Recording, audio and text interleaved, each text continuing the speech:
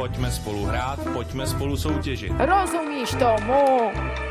Běží tady pode mnou. V této soutěži nikdo nemůže prohrát. Režiu, udělejte to!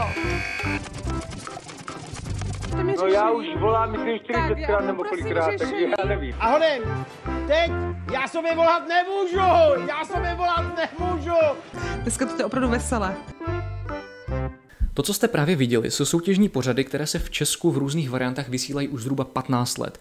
Využívají řadu manipulativních psychologických triků, aby nalákali lidi volat a utrácet peníze za naprosto zbytečné telefonáty. Matematicky některé hry ani vyhrát nemůžete. Za vším navíc stojí firma sídlící na Kypru, vysílající z Maďarska pro český publikum. My se dneska podíváme na několik důvodů, proč je absolutní bizár, že tyto pořady vůbec někdo vysílá.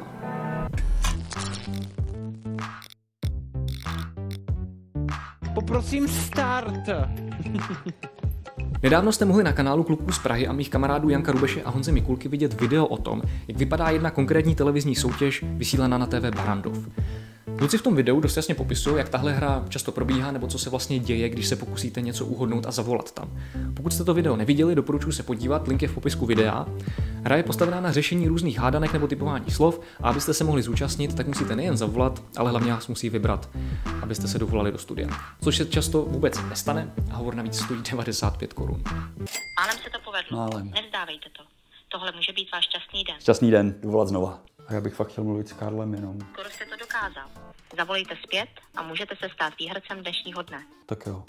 Ten pořad se jmenuje, nebo spíš jmenoval Rychlá hra, protože jak možná už víte, tahle konkrétní hra právě skončila, protože ji ukončili doslova 2 kluci z Prahy. Já se sám pomalu budu loučit, jak říkám, asi to bude trošičku na další dobu. A my se teď podíváme na to, jak vlastně takové soutěže, které se všude po světě vysílají už desítky let, 2000 के guarantee price के लिए využívají různých triků, nátlaku, aby vytáhli peníze z důvěřivých seniorů, ale i dětí, kteří si prostě myslí, že to je fakt hra. Nenechte se odradit, samozřejmě není to nejen pro děti, ale také pro dospělé, takže všichni, kdo můžou, hledají a volá posléze nějaký dospělý. Podíváme se taky na to, jak fungují ty společnosti, které tyhle hry vytváří. Cesta k jádru celé věci vede do Maďarska, ke společnosti Telemedia Interactive Production Home Limited. Tam sídlí studia téhle společnosti, která tu hru produkuje, konkrétně v Budapešti v téhle budově.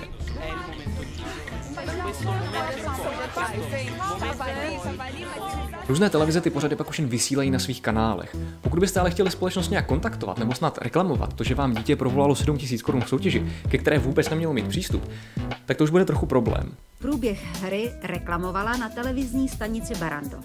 Mimochodem soutěžení jí stálo necelé 2000. A tam mě tedy řekli, že raději mám sledovat jejich seriály a ne Rychlou hru a že už o tom slyšeli a že oni si s tím nedělají těžkou hlavu, protože oni tu stanici pronajímají.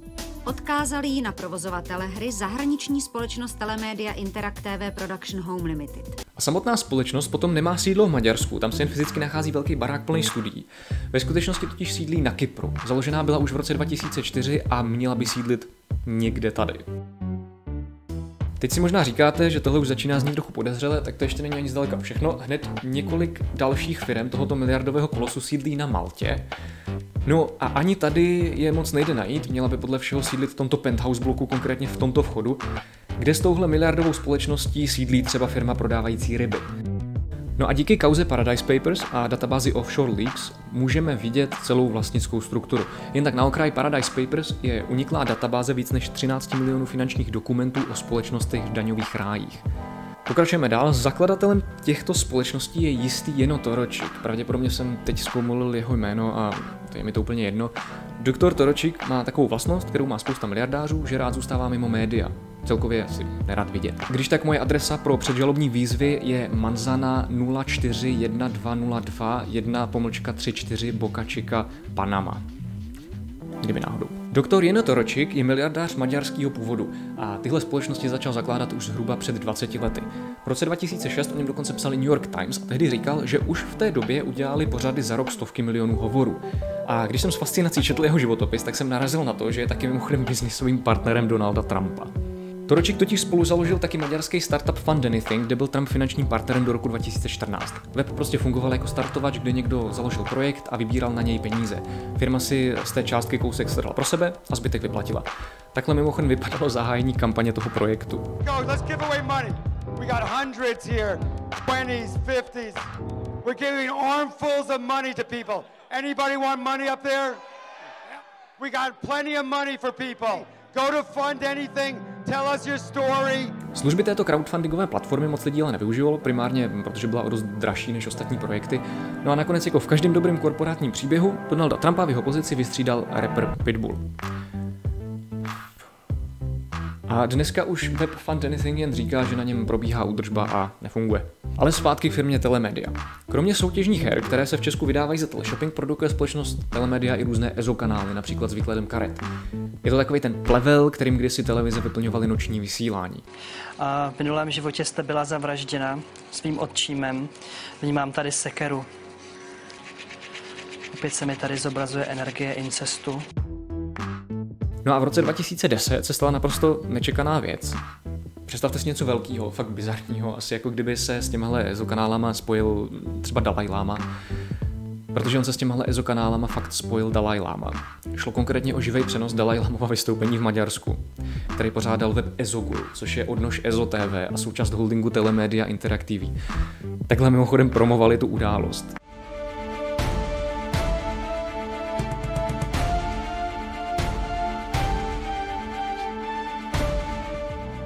V podstatě šlo jen o to, že to živé vystoupení se rychle vyprodalo a tak se pořadatelé rozhodli vysílat online na tomhle webu. Ale to samotné spojení jeho svátosti Dalaj Lamy a kanálu, kde tehdy vystupoval vlastník Plamínek, je prostě zvláštní. Štěně. A nakonec EZO TV má od té doby Dalaj Lámu jako inspirativního řečníka na svém webu. Už teda víme, že kromě her produkuje tahle firma taky EZO pořady a má sídlo na Kypru, které se pak táhne ještě na Maltu. Společnost vysílá, nebo během posledních 20 let vysílala ve víc než 40 zemích, vždycky z toho maďarského studia. No a v celé řadě zemí pak buď sesbírala pokuty, nebo se jí pořady dokola rušily a zase spouštěly. Toho Česko není výjimkou. Už víme, že rychlá hra skončila. Za Zavolej a vyhraj dostala firma před 2 lety od RRTV pokutu 250 000 korun. O rok dřív to bylo dalších 200 000 a ve 2017 to bylo pro změnu 500 000 za nepravdivé informace o nabízených špercích Swarovski. Ano, firma provozuje i ty pořady, kde se prodávají šperky. Každopádně, tyto hry prostě pořád dokola vznikají a není na nich v podstatě nic novýho. Stejný princip, stejní moderátoři, stejné všechno. A proč vám tohle vlastně říkám? No, v první řadě mi stačilo pár hodin, abych zjistil, že bych těmto společnostem nevěřil vůbec nic. Offshore společnosti v daňových rájích, nespočet pokut v různých zemích, kde se proti tomu lidi bouřili a posílali radám vysílání stížnosti. Ve Finsku moderátor v přímém přenosu přiznal, že se tam nejde dovolat, o čemž v první řadě existuje celá řada důkazů a stojí na tom celý model téhle hry. A pokud by to ty televize nevysílaly, tak by ta společnost logicky nemohla být výdělečná a prostě by ty pořady zanikly. Otázkou teda je, jak se tohle vlastně může té společnosti vyplácet, když před tím pořád někdo varuje a navíc neustále dokola dostává pokuty? Víte, jak jsem říkal, že Jeno Torečik je doktor, tak to vystudoval na univerzitě v Princetonu a doktorát má z matematiky.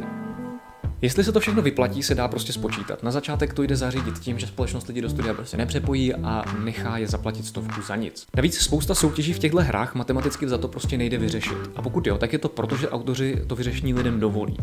Pokud prostě nechtějí, tak tu hru prostě nikdo neuhodne. Jako třeba v tomhle případě, kdy moderátorka dává lidem k uhodnutí jméno profese. Co ale překvapilo i mě, bylo, když jsem zjistil, jaká byla ta správná odpověď. Dobrý den, je to kardiolog. Kardiolog, podívejme se na to. Kraniolog byla správná odpověď, ale máte 1500 českých korun, já vám gratuluji.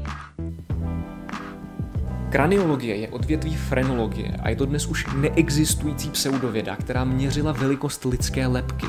A krom jiného se kdysi používala k otevřenému rasismu, kdy se velikost lidské lebky vydávala za nadřazenost. Pokud byste si při hádání chtěli pomoct třeba tím, že se podíváte na seznam povolání podle klasifikace CZ ISCO, tak ji tam logicky nenajdete. Takže ta šance trefit se je tak nízká, že je pro člověka pravděpodobnější narodit se s 11 prstama. A to myslím vážně, ta šance je zhruba 1 ku 500. Jak se ale vlastně stane, že tam lidi teda pořád volají? To je ta hlavní otázka, protože bez toho by ten biznis prostě nefungoval. Doktor Torečik v rozhovoru pro The Mail v roce 2007 popisoval svoje moderátory jako loutky vycvičený hrát a mluvit tak, aby vytvořili špičky v počtu volajících. Podstata spočívá v tom, že během vysílání ve studiu monitorují počet lidí, kteří volají. Připomínám, tyhle lidi se nemusí do studia vůbec dovolat. No a v momentě, kdy začne být vidět pokles těch hovorů, tak musí moderátor nějak zareagovat. Takže udělá nějaký divadlo a my se teď podíváme, jak vypadají ty jednotlivý techniky, které mají za účel tu křivku hovoru stočit zase zpátky nahoru. Umělé zvyšování hodnoty čehokoliv je asi ta absolutně nejobvyklejší věc v prodeji a marketingu. V případě těchto her se používá, řekněme, priming. To je podvědomé ovlivnění rozhodnutí na základě předchozích informací. Konkrétně třeba neustále se opakující informace, že tahle hra je strašně těžká. To jsem zvědavý teda, to jako jestli to najdete, tak jste Superman. Pokud to najdete, tak jste Superman. Nebo Supermanka. Katastrofa. To je neřešitelný. To je neřešitelná hra. To nemůže nikdo najít, Rejžo. Jo. No, neřešitelná hra. Dobrý, fajn. A co mi to pomůže? A ona se tím zvyšuje hodnota nejen té samotné soutěže, ale v divákově očích se zvyšuje hodnota té správné odpovědi. Pokud je to strašně těžká hra, ale on ji uhodl, tak bude tomu uhodnutí přiřazovat jednoduše vyšší hodnotu. Moderátoři rychlé hry jsou v podstatě takoví ti falešní přátelé. Přátelé, dobře, fajn. Přátelé, kteří se snaží tvářit jako Ross a Rachel, ale ve skutečnosti jsou Littlefinger z Hry o trůny. Chtějí pro vás to nejlepší, prosí režii o změnu, když je hra moc těžká a chtějí, abyste vyhráli. Ale já chci, abyste opravdu vyhráli 30 000 korun. Poslouchejte mě dobře. Co 6? Aspoň 6. Aspoň ještě jednou tolik. Ať je tam 6 000. Téhle věci se říká efekt svatozáře a tady není v podstatě co řešit. Fakta jdou často stranou, když někdo dokáže silně vzbudit dojem dobrého člověka. Prostě sympatický moderátor, který chce, abychom vyhráli, by určitě nedopustil, aby nás někdo podvedl. Navíc, když se třeba takhle snaží, aby někdo fakt zavolal a vyhrál ty peníze. Ještě chviličku počkáme. No. Ne, nezhasnej to, prosím tě, ještě chviličku vydrž. Já chci mít výherce. Prosím, teďka už musíte strašně rychle. Já nežertuju, už mi tady zhasly světla, že prostě už mám odejít. Jestli už víte, jestli už máte, jestli mi dáte to správné řešení. 906 95 33 33 nebo 0907 969, někdo to najít musí, prosím vás. Zlá režie moderátorce zhasla, jenže ona chce, abyste vyhráli, tak stačí zavolat.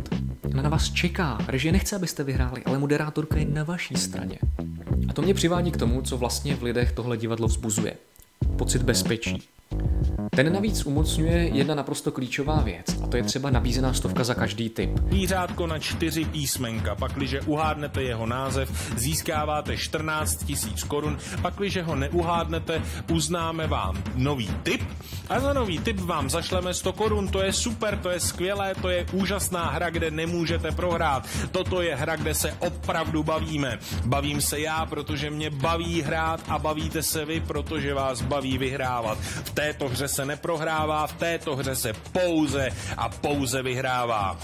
To má vzbuzovat dojem, že tam je nějaký padák, že když se netrefíte, tak se vám vrátí alespoň ty provolaný peníze. Jenže to by taky muselo znamenat, že se dovoláte hned na první a ne až na 5., 10. pokus, jestli vůbec.